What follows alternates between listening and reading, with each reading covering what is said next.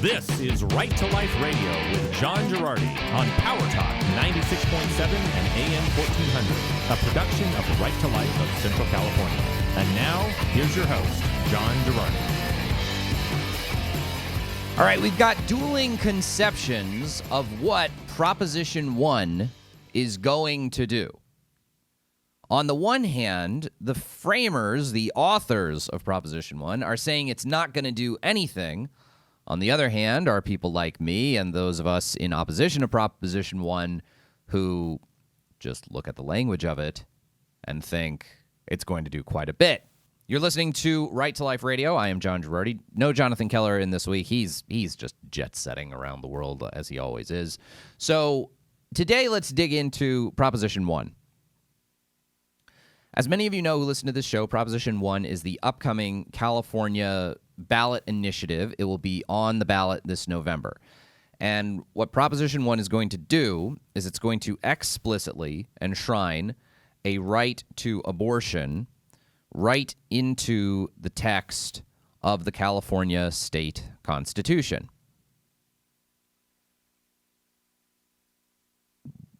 The problem with Proposition 1, from my perspective, is obviously a right to abortion is bad just in general, but the specific language, or should I say the highly unspecific language of Proposition 1 that is what's most concerning here. The text of it is incredibly broad, incredibly open, incredibly vague. And it's already leading to some panic on the part of its supporters that people are looking at its broad language and thinking that it should be interpreted broadly. So here is the actual text of the amendment. It says, and it's so short I could just read it to you on the radio. It says, "The state shall not deny or interfere with an individual's reproductive freedom in their most intimate decisions." So it's a limitation on state actions interfering with an individual's reproductive freedom in their most intimate decisions, which includes their fundamental right to choose to have an abortion and their fundamental right to choose or refuse contraceptives. This section is intended to further the constitutional right to privacy guaranteed by Section 1 and the constitutional right to not be denied equal protection guaranteed by Section 7. Nothing herein narrows or limits the right to privacy or equal protection. Now, it says, "The state shall not deny or interfere with an individual's reproductive freedom in their most intimate decisions, which includes their fundamental right to choose to have an abortion." Full stop. No qualifier. Their fundamental right to choose to have an abortion. Not a pre-viability abortion, not a post-viability abortion, not an abortion in case, in an instance where the mother's health is threatened. No qualifier. Just right to choose to have an abortion. That's all it is. So, when I see this, I naturally respond. I naturally respond by looking at existing California law. The California Health and Safety Code says that abortion is legal through fetal viability, the point at pregnancy when a baby could survive outside the womb if the baby were delivered, or whenever the mother's health or life are threatened. Okay, so California law basically says abortion is legal until about 22, 23, 24 weeks of pregnancy when fetal viability begins. And then, after that, abortion is only legal if the mother's health is threatened. Now, the problem is that health is defined so broadly in California that if you want an abortion, you can have one. But you still at least need some doctor to give you a rubber stamp to say, yes, your health is implicated by this pregnancy. But that's the existing law. That's the law on the books in California. But again, you contrast that with any state interference, not state denial, just state interference with your right to choose an abortion. That this new constitutional amendment, Proposition 1, is forbidding. So when I see that, when I see the specific language of existing California law, and now this much more general and broad language of this new constitutional amendment, and let's understand the weight of these two things. California abortion law is defined by statute. Okay? It's set in the California Health and Safety Code.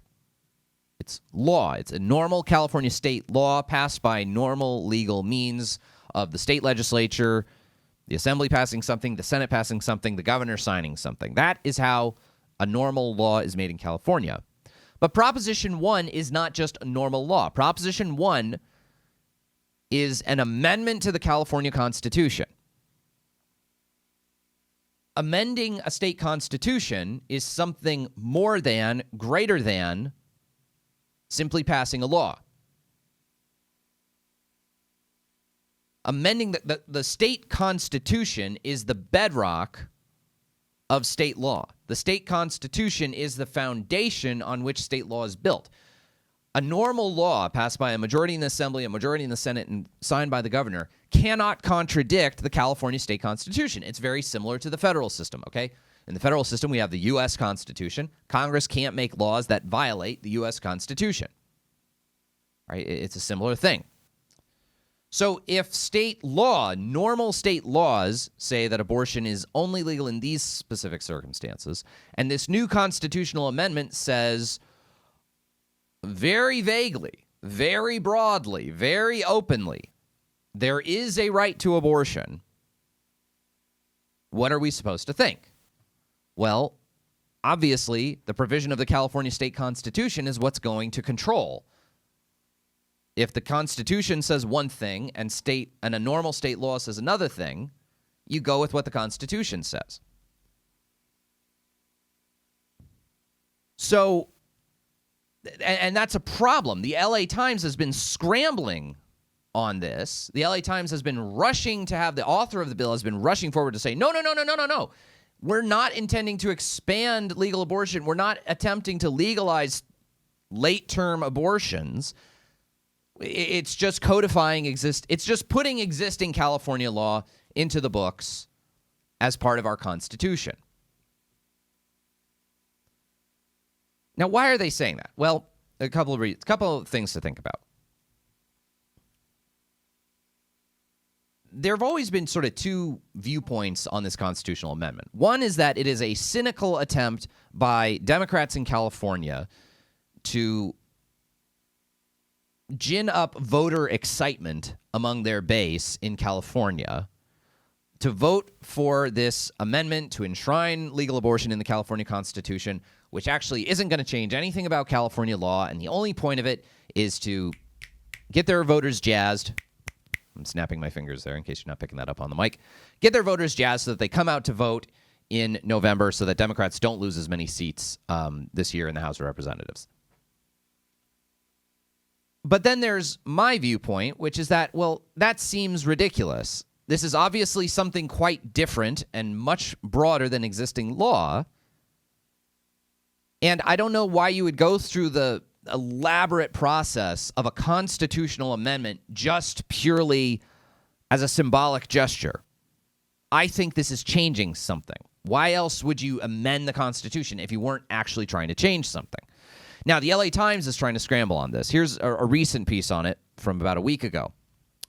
Based on a simple reading, this is George Skelton writing in the LA Times. Based on a simple reading, Proposition 1 would seem to push California abortion law far left by allowing pregnancy termination right up until birth. Could that be correct? No, that's a false read, according to the legislation's author and two law professors.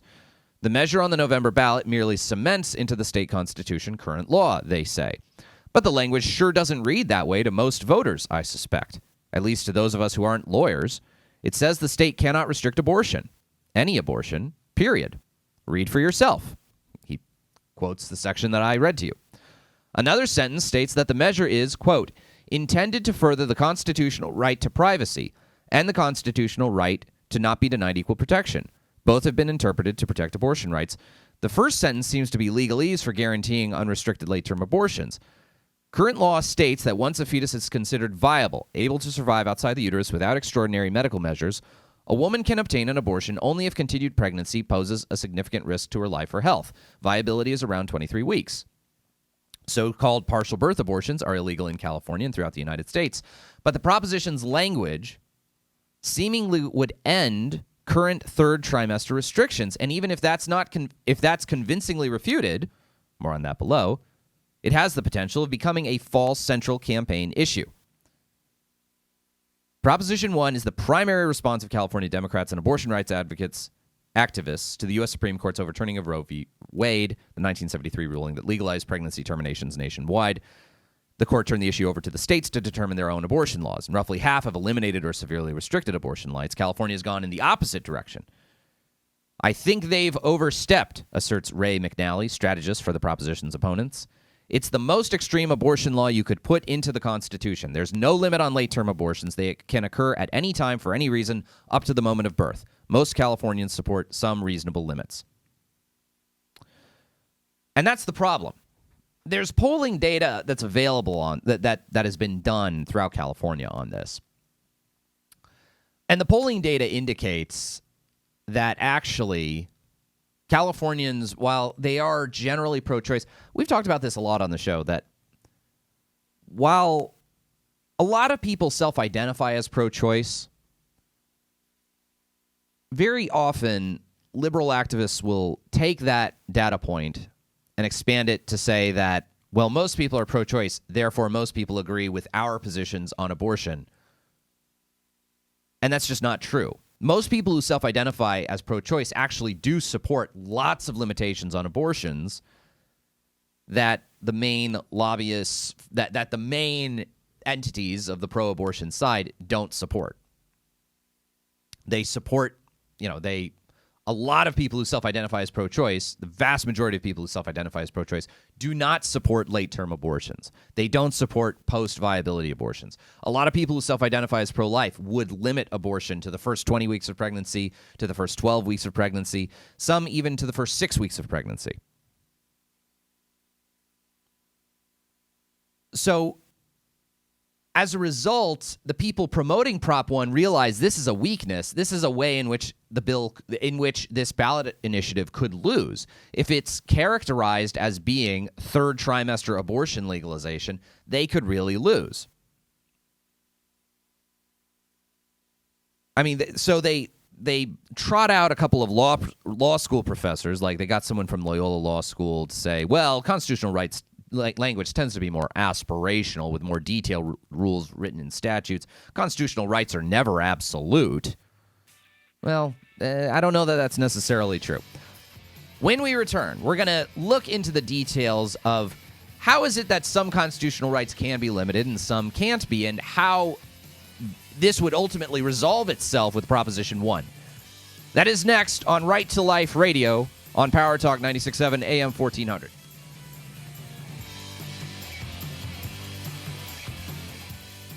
We're talking about Proposition 1, the upcoming abortion ballot initiative that we're going to see this November, and whether it's actually changing anything or not in California law. Its authors are trying to insist, no, it's not. And they're trying to say, no, this isn't legalizing, wildly unpopular, third trimester abortions. That's not what this is about, in spite of the fact that the language of it says no limitations on abortion, full stop, no qualifiers. Even though that's obviously way broader than existing California law, which does specify that abortions after fetal viability are only allowable in cases where there's a threat to the mother's health. So the left is trying to say, no, this isn't going to change anything. And they're trying to say, look, all constitutional amendments, all constitutional rights, they have limitations on them. No constitutional right is absolute. Well, that's kind of a very imprecise way of talking about it. All right, some constitutional rights are pretty absolute. The Third Amendment says soldiers can't be quartered in your house, and there's been very little litigation over the Third Amendment because Basically, the government sort of took it as, all right, well, we're just absolutely not quartering any soldiers in your house. You really have this fundamental right against soldiers being quartered in your house. Now, some constitutional rights are subject to limitations in a sense because that's the parameters of the right. Okay? The Second Amendment says the right to keep and bear arms shall not be infringed. But that term, right to keep and bear arms, is a term of art. It means you have rights to some things, but not to all things. It's not you have a right to own weapons, but not this weapon, this weapon, this weapon. No, you have the traditional English common law right to keep and bear arms. And that right, as it was understood at the time of the founding, has certain parameters to it. It doesn't mean that individuals are allowed to own, I'm trying to think what the biggest weapon of war was in the 18th century. It doesn't mean you're allowed to own a triple-decker, battleship with, 3 decks of cannons in it, just as a personal thing. But it did mean you were allowed to own a musket and a sword. In the modern day, it means you're allowed to have a gun or an AR-15, but not a bazooka, not an automatic rifle, not, a small nuclear warhead in your backyard. But that doesn't mean that the right, the Second Amendment isn't everyone has a right to weaponry, but not this. That's what they're trying to make it out to be, that, well, we have a right to abortion, but not this. No. Abortion doesn't work like that. It's not like there's a traditional term of art for what, quote, the right to abortion means. And the text of Proposition 1 isn't even used that way. The text of Proposition 1 is, while it's not utilizing any term of art. All it is saying, and again, it's not a long amendment. I'll read the whole thing to you yet again. Here, let me see if I can, let me pull it up here. The state shall not deny or interfere with, not just denying, but interfering with, an individual's reproductive freedom in their most intimate decisions, which includes their fundamental right to choose to have an abortion and their fundamental right to choose or refuse contraceptives. What in there is a term of art? What in there is a legal concept that's a term of art that is naturally limited in some ways, like the right to keep and bear arms, which was a term of art, which was naturally limited to personal firearm usage, not owning massive weapons of war like tanks or cannons. It isn't a term of art. It just says you have a right to choose to have an abortion. Full stop. No limits, in spite of the fact that California law has limits. Furthermore, and I'll end with this, the ultimate arbiter of what this amendment means is the ultra-liberal California State Supreme Court.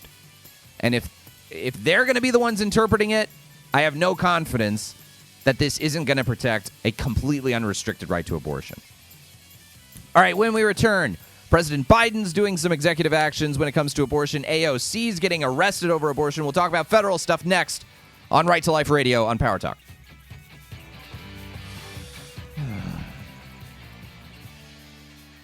All right, I want to turn to some national issues, which is, and the thing I'm turning to right now is the anger of the Democrat donor base over the overturning of Roe v. Wade and how it is manifesting itself in various flailing attempts by national Democrats to, quote, do something.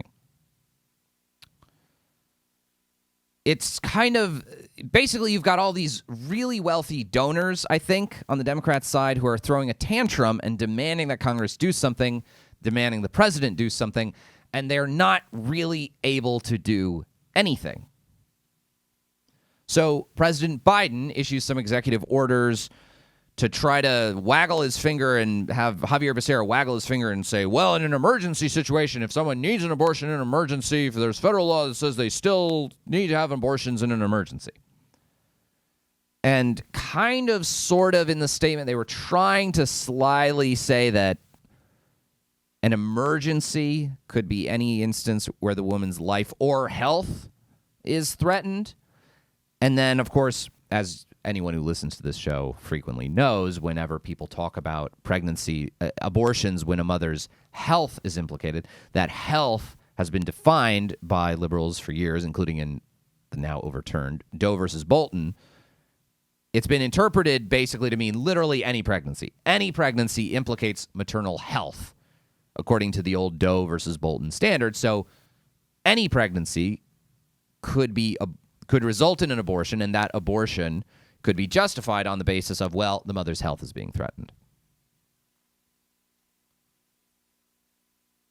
So Biden's trying to kind of sneak that in, but it's probably not going to be effective. And even if he did try to do that, it's almost certainly going to be, if he actually tried to, through a regulatory process, try to all of a sudden make abortion legal nationwide, it would immediately be stopped by the courts. He has no ability to do it. So really all he's done, he sort of suggested, he suggested that abortion, in case the mother's health is threatened, should be treated with abortion as an emergency measure. But he didn't go so far as to mandate that, seemingly, in the actual regulatory language. So there's no huge change that's happened there. He's mostly just wagging his fingers at various states. And, by the way, he's also furthering this lie that, first of all, abortion is necessary for treating emergency situations in healthcare. It isn't. In essentially any situation where you need to get the baby out of the mother, any life-threatening health condition for the mom where you need to get the baby out of there, premature or early delivery is just as much indicated as abortion is. The key is just getting the baby out. So delivering the baby, even if you know that there's a good chance the baby could die, you're not directly intending to kill the baby. You're just trying to get the baby out of the situation. It might be foreseeable that the baby dies. It might not be foreseeable that the baby dies. You might just be trying to treat the baby. But the key for situations like preeclampsia and various other conditions is just to get the baby out. In an ectopic pregnancy, that's even more so the case, that it's not an abortion to simply remove a baby. In the situation of an ectopic pregnancy, in an ectopic pregnancy, the baby's growing somewhere other than the uterus, usually the fallopian tube, and you're just removing the baby from the fallopian tube. You're not directly trying to kill the baby. You foresee that the baby's death might come, but it's not abortion. It's not a direct taking of innocent life. Pro-lifers across the religious and political spectrum all agree that ectopic pregnancy treatment is something that can be ethically done and is something distinct from abortion. And every state has on the book, every state that's limiting abortion has on the books exceptions for the mom's life, which is exactly designed to deal with any questions about situations like an ectopic pregnancy or preeclampsia or things like that. So Biden's just muddying the waters there.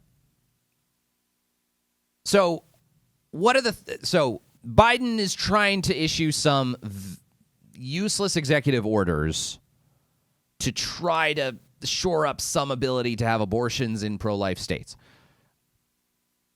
Other futile things are happening. The House has yet again passed a bill to attempt to codify Roe v. Wade, the Women's Health Protection Act. They had another vote on it. Once again, a majority in the House passed it. I'll note that Jim Costa voted for it. Local Democrat member of the House of Representatives, Jim Costa, voted for it. Pelosi has voted on this again in spite of the fact that it does not have a snowball's chance in HE double hockey sticks of passing in the Senate.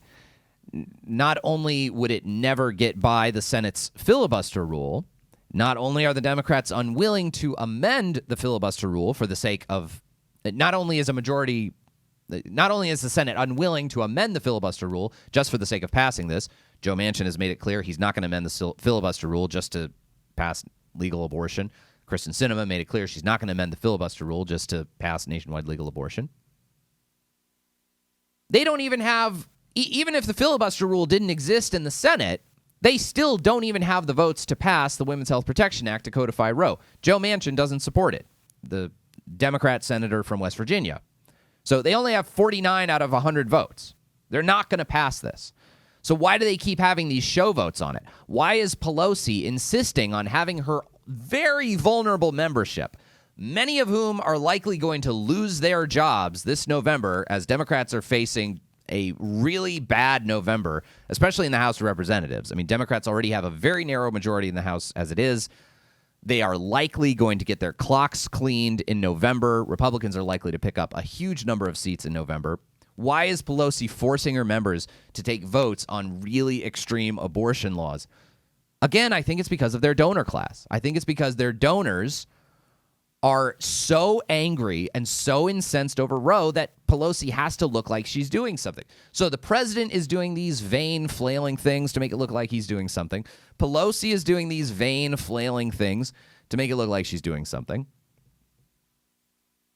And when it comes to people making vain, flailing attempts to look like they're doing something, nobody is excelling in that regard more than Representative Alexandria Ocasio-Cortez, AOC, who was arrested, I think, in front of the Supreme Court building as part of an abortion protest. Now, I did a little segment on this on the John Girardi show earlier this week because it's kind of funny. Was AOC actually arrested? She was never handcuffed. It's certainly not an arrest like you or I would normally think of. I think you and I, when we think of someone getting arrested, we think of someone put in handcuffs, put in a cop car, take him to the station, book them. Maybe they don't ultimately charge them. Maybe they get released. Maybe they charge them. They have bail, whatever.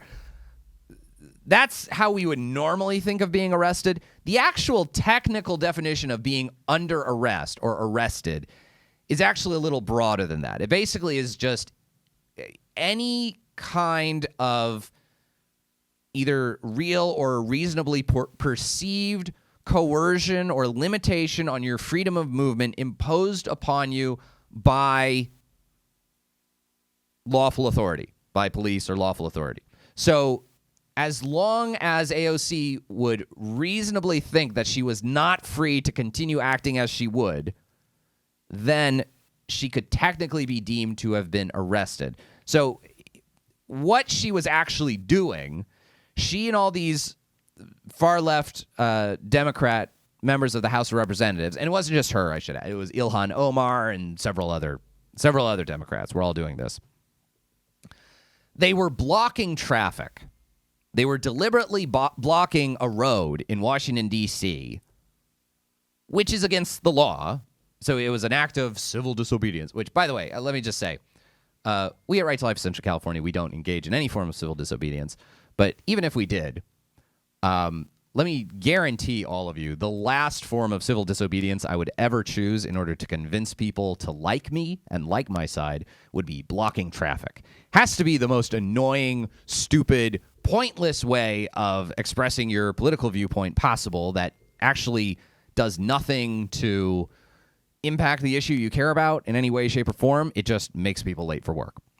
And maybe blocks up, an ambulance or something that's trying to go help somebody. I don't know, whatever. Anyway. So AOC and all these members of Congress, they were in the street, stopping traffic in the street. Cops told them, get out of the street, get out of the street. All right, we're going to come over there and we're going to make you get out of the street. So the cops came over.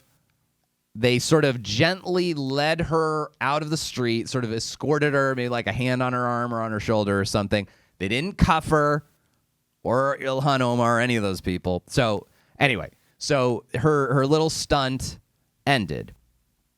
And of course, ABC News and all these news outlets, take a picture of her from the front with her hands behind her back, so it looks like she's arrested. Oh, AOC arrested in civil disobedience for over abortion rights, and it's like, well, she wasn't actually cuffed. Maybe like gently escorted by police would have been, at least colloquially anyway, more accurate, and a more accurate way to describe what happened than arrested, which I think for most of us, arrested means, book 'em, Dano, like that sort of thing. So that's all they can do. And that's the glorious thing about the Dobbs decision, in a certain respect, is that the left, the pro-choice side, the pro-abortion side here is powerless. They can't do anything. They don't have the votes to pass a law to codify Roe at a national level. They don't have the votes to change what's happened. They don't have the votes to pack the Supreme Court. They don't have the votes to eliminate the filibuster so that they can pack the Supreme Court, so that they can pass nationwide abortion. President Biden really doesn't even have the executive or regulatory power to alter it. All they can do is lie. All they can do is lie and spread fear, these fear-based lies that women won't be able to get treatment for a miscarriage. I even saw this on TV. The other night, my wife and I were watching, what the heck were we watching? It was something stupid. We were watching TV, and this ad came on saying, are you concerned that you won't be able to, many women experience, are about to lose their baby through miscarriage. Some women experience ectopic pregnancy. Some women, it's just not time for them to have a child in their life. Abortion rights are under attack throughout the country. And it's like, whoa. You talked about miscarriage, not an abortion, totally separate. Miscarriage treatment care is in no way legally restricted by any state law regulating abortion. You talked about ectopic pregnancy care. Again, in no way restricted by abortion. No. They have to lie. That's the only way they can get by. They have to lie and elide the issues to scare people. The only way they're going to win on this thing is by scaring people. The only way they're going to win on this thing is to scare people into thinking that laws limiting abortion are going to take away the ability of women to get treated for miscarriages, to get treated for ectopic pregnancies. They have nothing. The donor class is demanding they do things. All the Democrats, all the pro-choice folks in Washington can do is flail around and lie. That's all they've got. When we return, we'll have more on the national response to Dobbs, more of my sort of long-term sort of thoughts on Dobbs and the future of the pro-life movement in the United States. Next on Right to Life Radio.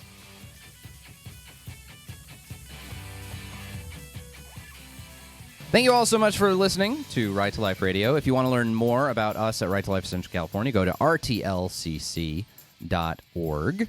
Go to youtube.com/righttolifeca. You can watch our we had this awesome educational event a few weeks ago, the Pro-Life California After Roe, where we heard from some great experts.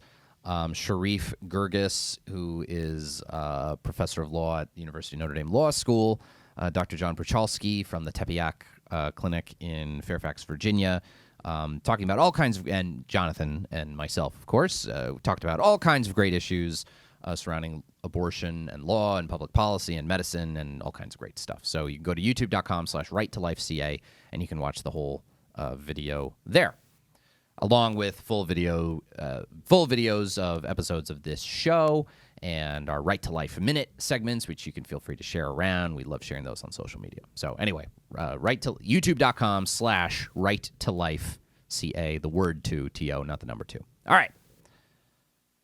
I want to talk very quickly about adoption and an interesting piece about it written by Elizabeth Kirk. Elizabeth Kirk was, I think, on faculty or staff at the University of Notre Dame when I was a student there. She's a lawyer and is an adoptive mother of several children. She and her husband adopted, I think, 4 or 5 kids. She's an attorney. I believe she was a graduate of Notre Dame Law School and is a great advocate for adoption. And she's writing in the Charlotte Lozier Institute. And she has a big sort of set of policy proposals from the Charlotte Lozier Institute about how to improve and support and further adoption in the United States. So she's got a whole bunch of different policy proposals. One is for continuing and enhancing the adoption tax credit, all kinds of different things for helping funding and improving options counseling for women facing unexpected pregnancies to make adoption more of a significant option. And she talks about, I think, a lot of the things that we see at Right to Life. Very often when in our work interacting with women on the sidewalk, we don't see very many women who are interested in adoption as an option, and it sort of surprises our supporters. adoption has become, and I don't know if this is purely a San Joaquin Valley thing or sort of a national thing, but there is a big decline in the number of women willing to place their children in an adoption plan. We used to have very close ties with Infant of Prague adoption agency here in Fresno, and they went out of business. They literally just did not have enough children. So Elizabeth Kirk talks about this, and I'll link to this from the Right to Life Twitter account, twitter.com/righttolifeca. She writes, in discussions about the Dobbs era for America, adoption is mentioned often by those across the ideological spectrum. On the pro-life side, adoption is promoted as a life-giving alternative to abortion, one which respects both the humanity of the unborn child and the duties of care the child's mother has to protect her. Many on the pro-choice side claim similarly that adoption is common ground in the fraught abortion wars and that the law ought to do more to make adoption more accessible. And there are those who reject adoption altogether, especially as a meaningful alternative to abortion. The institution of adoption does have a broad, strong cultural appeal. 86% of Americans have a favorable to extremely favorable view of adoption. I wonder who the 14% are. Jerks. Anyway. And yet, despite its strong appeal, very few women consider, much less choose, to place children for adoption. And that is true. We see that in our interactions with women a lot. In 2020, there were 930,160 abortions. The number of infants relinquished for private domestic adoptions that same year was 19,658. 930,000 abortions, 19,000 adoptions. The annual ratio of abortions to adoptions is nearly 50-1. So, we have a paradox of a generalized abstract public esteem for the institution of adoption, but a soft stigma against the actual choice of it, especially when legalized abortion is readily available. As one sociologist put it, one can infer that adoption may still be a devalued status stigma in the sense that Americans regard it as a last alternative to having biological children. And perhaps as the last alternative to aborting one's own child. So I really recommend this. I wish we had a little bit more time to really dig into it. Maybe we'll talk about it a bit more next week. But we really need to work through this stigma that we have in the United States, particularly among young people, young women, against adoption. Because especially if we're going to see states outlawing abortion, there might be greater need for this, and we need more public focus on it. That'll do it for Right to Life Radio. We'll see you next week on Power Talk.